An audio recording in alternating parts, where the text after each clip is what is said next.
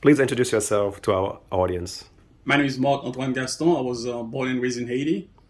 Came into the United States in 1980. Attended Rutgers University in New Brunswick, where I studied painting and photography. I'm also an art educator, and I teach in the public school in Irvington, New Jersey. Mark, how would you describe your artwork? As a painter, I'm really into social realism.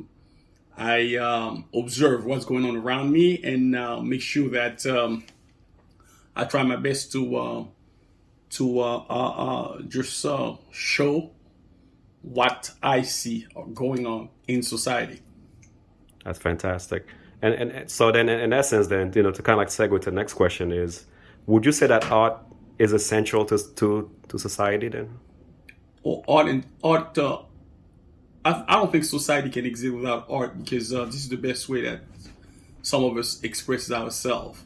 This is the best way for us to show what society, what's going on in society, and that's what me personally I do. that's great. Um, who would you say the biggest artistic influence in your artwork? My artwork. I One of my professors, he was Leon Gallup. He's really into social political work. He does some big canvases.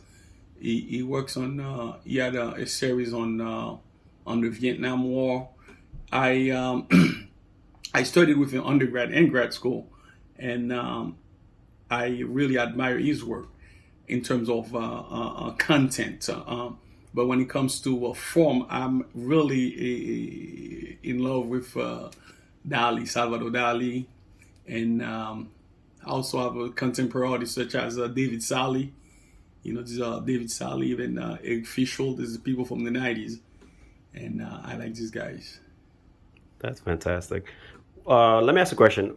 When would you say is your favorite time of the day for you to create? I create anytime. Anytime. It depends on how I feel. My I can be walking and some come to mind, and I would try to grab a piece of paper or a pencil and draw something and make sure that when it's time for me to put it on canvas, I have some references.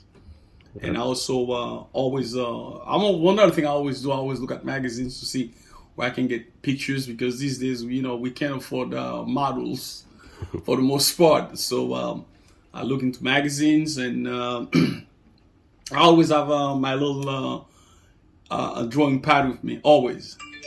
That's great.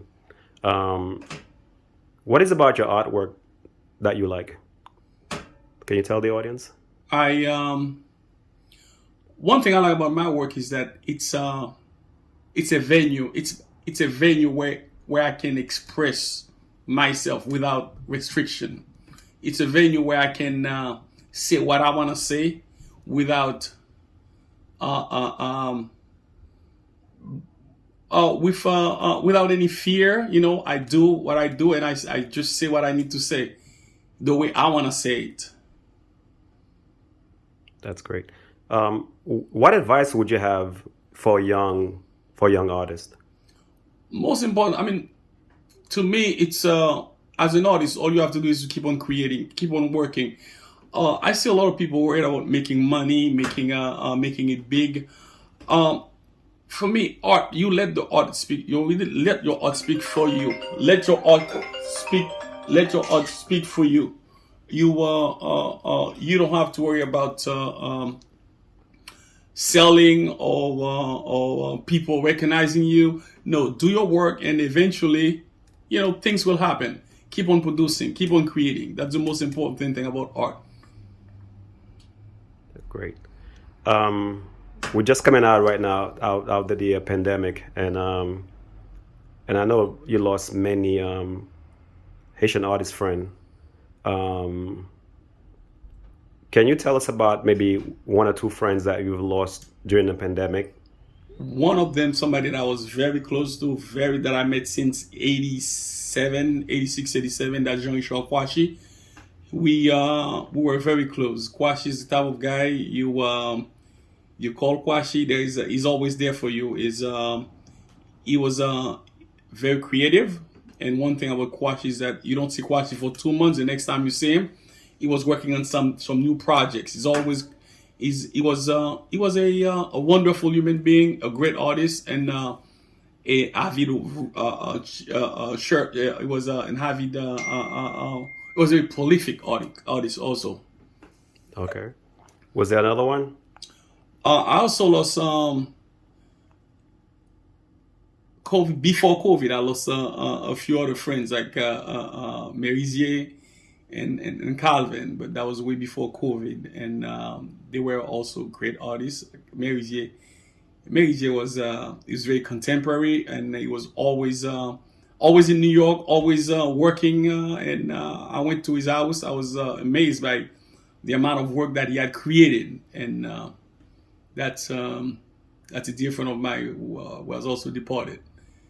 And we also have another good friend that was Calvin Mondesier.